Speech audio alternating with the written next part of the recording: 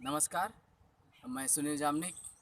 आज हम आत्महत्या के खिलाफ बातें आपको बताएंगे। जीवन परमेश्वर का वरदान है, ये बात हम सभी जानते हैं। जीवन देने वाला, उम्र देने वाला और हमारी उम्र को ख़त्म करने वाला ये परमेश्वर है, ईश्वर है, हम इंसान नहीं। हमें हमेशा एक बात याद रखनी है, हम परमेश्वर के बनाए हुए एक प्राणी हैं, मनुष्य प्राणी है हम। हमको जीवन पर बस हमको जीवन का आनंद लेना है, जीवन पर हमको कोई अधिकार जताना नहीं है। और आत्महत्या करना मतलब हम जो हमारे बस में नहीं है या जो हमारे अधिकार में नहीं है वो गुनाह करना। जीवन की किताब में से कुछ बातें मतलब जीवन की किताब में जो बातें लिखी है उसके आधार पर मैं कुछ बातें आप लोगों को बताना चाहता हूँ। दोस्तों, आत्महत्या करने वाली व्यक्ति एक निराश अवस्था में चली जाती है, डिप्रेशन जिसको हम कहते हैं, निराश अवस्था में चली जाती है।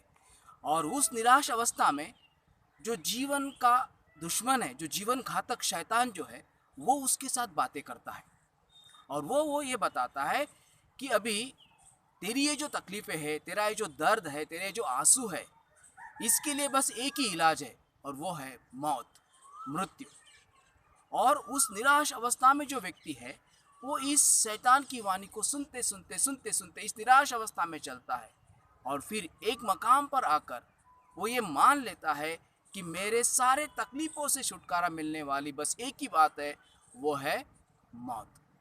और फिर वो कर देता है इस निराश अवस्था को। देखो, बहुत बार उस व्यक्ति को ऐसा लगता है कि मर जाने से सारी तकलीफ़ें ख़त्म हो जाएगी और मैं इन सब बातों से, इन सब तकलीफ़ों से छूट जाऊंगा। लेकिन ऐसा नहीं है। शरीर में से वो व्यक्ति निकलता है बस, लेकिन आत्मा अमर है, हम सभी जानते हैं। और आत्महत्या एक ऐसा पाप है जिसका पश्चाताप भी व्यक्ति कर नहीं सकता। इसलिए हमको आत्महत्या के बारे में कभी भी सोचना नहीं है, क्योंकि जीवन में तकलीफ़ें आती ही है। जीवन की किताब में कुछ बातें लिखी है जो मैं आपको अगले वीडियो में बताऊंगा।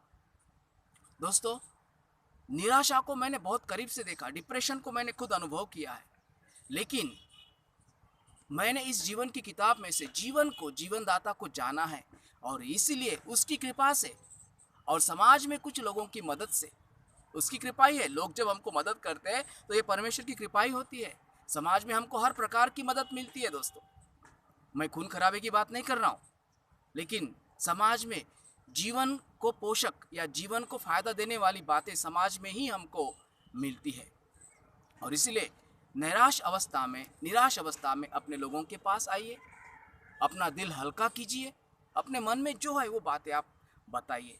और मैं औरों से भी विनती करता हूँ, अगर आपकी नज़र में कोई ऐसा व्यक्ति आता है कि वो इन दिनों में डिस्टर्ब है, निराश है, बातचीत नहीं कर रहा है, उसका बर्ताव में कुछ फ़र्क है, तो आप उसके पास जाइए, उसको समय दीजिए और उसका मन हल्का हो, ऐसी बातें वो कैसे कर सके ऐसा विश्वास आप दीजिए। देखिए, समाज में हमको एक दूसरे की जिम्मेदारी, हम एक दूसरे के लिए हम एक दूसरे से बंधे हुए हैं, हमारा रिश्ता है।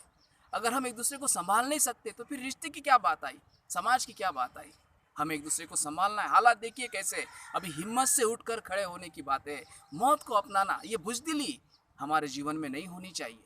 हम डरपोक नहीं है, ईश्वर ने हमको जीवन दिया है और हमको हिम्मत से इस जीवन की यात्रा को पूरा करना है। भाइयों, अंत में मैं यही कहना चाहता हूँ, आत्महत्या कोई इलाज नहीं है।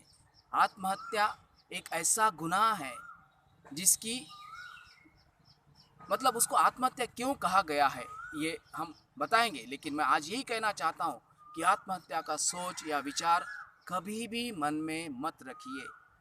हंसते खेलते अपना दिल हल्का करते हुए ज़िंदगी बिताइए। हर बात का इलाज है, हर बात का इलाज है। ईश्वर हम सब के जीवन को सुरक्षित रखे, यही हमारी प्रार्थना आप सब लोगों के लिए है। धन्यवाद।